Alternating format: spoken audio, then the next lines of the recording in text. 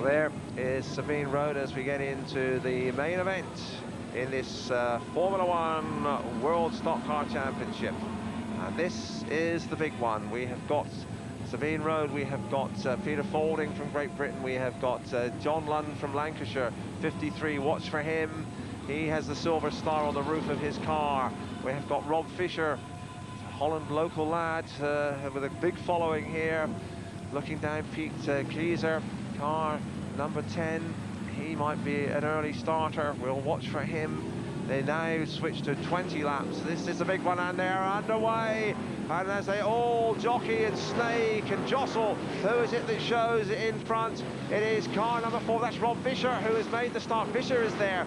Kaiser is there. We thought they might be showing their faces. John Lund from Lancashire, 36-year-old farmer, is right up amongst the leading pack here as they go roaring round this circuit in southern Holland. It's got a hard surface, the dust has been in the fly, the crowd are on their toes as these metal monsters tear up this World Formula One Championship.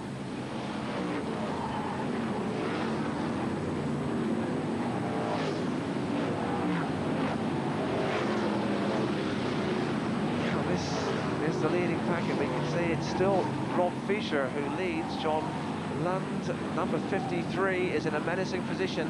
He's been really containing himself most of the day here in Barlow, but he knows he's got to make his effort here. There's Ron Cougar. He is up there as well, number 217. So the big guns are certainly in there booming as they begin to settle down in this final.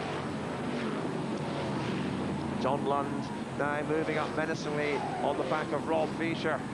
Fisher using high-octane booster in the fuel. A lot of these drivers do. Already picking up back markers. And John Lund, twice world champion, looks as though he intends to try to dominate this final here in Holland. There he is. And it really is quite heavy traffic at the moment. But Lund it is who is making all the running. The yellow warning flags, we've had a back marker who seems to have just clipped the fence and disintegrated slightly, so there is some debris on the track, and they really will have to watch for that because they're motoring along here. If that gets thrown up into a following car, it's bound to be damaging and probably debilitating. Well, we've got a car with a puncher there.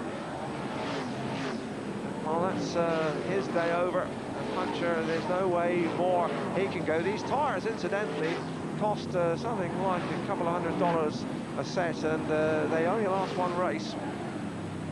You can see as the fumes rise, they do really get on warm.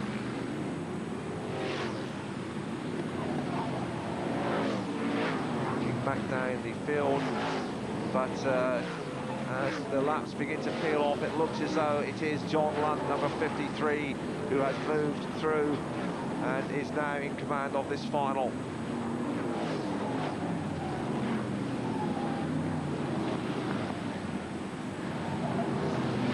Well done. It's Ronich, number 240, nowhere near, and seems to be having a little problem with his line as well.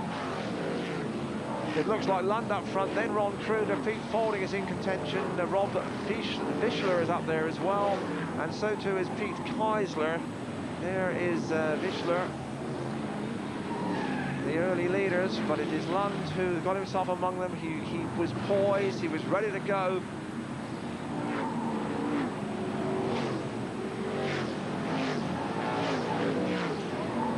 Still Rob Fischler, of course, he is a bit of a local hero, so you'll understand that the Dutch cameras are focusing on him, but he is still behind John Lund, and he is still, by our reckoning, behind 217 we just got a glimpse of there, and that's Ron Kruger.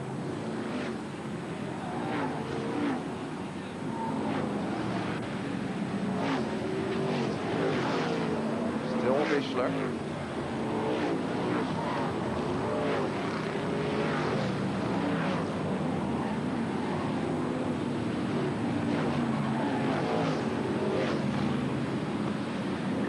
So the race unfolds, but there seems to be a little drama for John Lund, who is leading, just looking back down on Sabine Road, finding it just a little bit hot company out there at the moment, the German girl.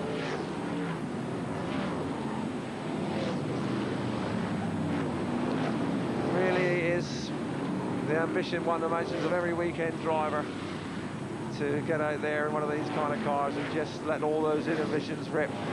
There have been some quite famous Formula 1 stock car drivers. Jack Brabham, the Grand Prix driver, started his career in Australia driving a car not totally dissimilar to this.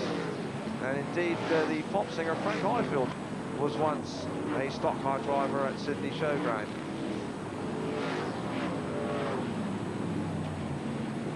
Still Lund in front, and in second place Ron Kroonder. The order hasn't changed.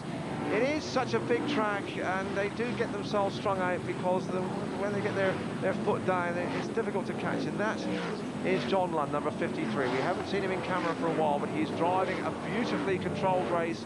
He's going past the back markers. He doesn't look to be in too much danger. The car seems to be ticking over sweetly, and he's not looking back.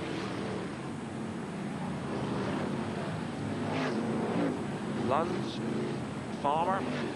He has a herd of 100 cows, got a lot of horsepower as well. Two children, twice the world champion on the shorter circuit, and he's looking awfully good here in Holland today.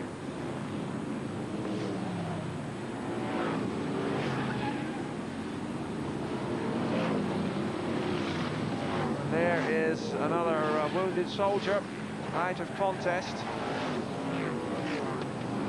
Again, we're getting those warning flags about falling debris, which they'll have to watch out for. And it is the latter stages of the race, and it would be a tragedy for John Lund if he were to do something silly and run over some debris, or we took him out or gave him a puncture. That really is the big danger.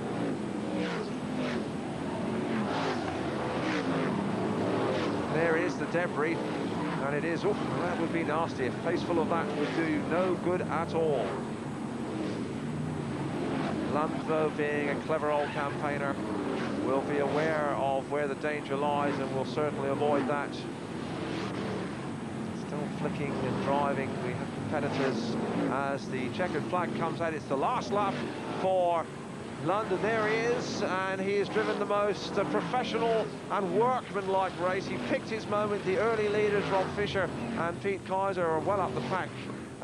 But he picked his moment, he came through, he avoided all the traffic, he avoided the trouble, and John Lund from Lancashire wins this World Championship Formula 1 final, and, well, he is looking well pleased with life.